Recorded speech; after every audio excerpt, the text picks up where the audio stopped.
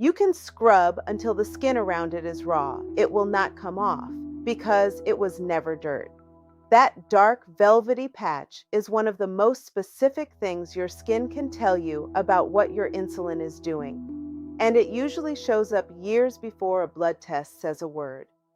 People spend years treating this as a hygiene problem, a tanning problem, or something they were just born with. It's none of those. If you watch my skin tags video, you already know the rule. These signs don't show up at random. This one is your body drawing a picture of your insulin on your skin. Let me show you where to look, what it means, and what actually changes it. I'm Natalie Howard, a board-certified family nurse practitioner. Metabolic medicine is what I do. I read the actual papers. Here's what they say about this one.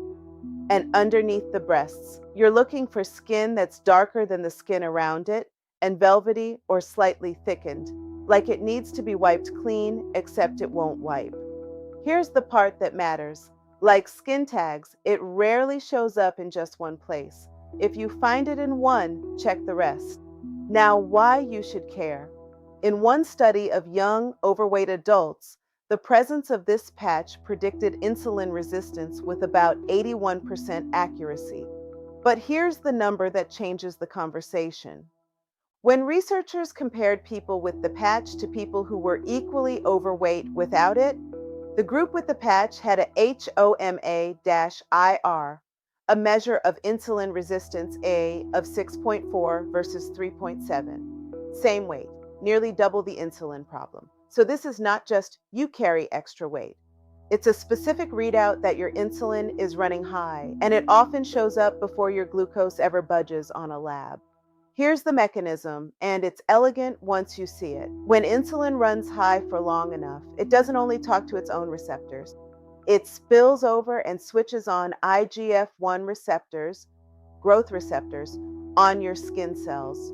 Those cells, the keratinocytes and fibroblasts, do what growth signals tell them to do. They multiply. The skin in those high friction zones thickens and darkens. So the patch isn't a skin disease that happened to you. It's your insulin made visible. The darkness is a growth signal you can see in the mirror. So the question everyone asks, can you get rid of it? Honest answer, because that's the whole point of this channel. When people lower their insulin resistance through weight loss, through medication, through the things that actually move insulin, this patch can lighten and sometimes fade, and it tends to respond best when it's caught early. Long-standing patches can be stubborn and may not fully clear.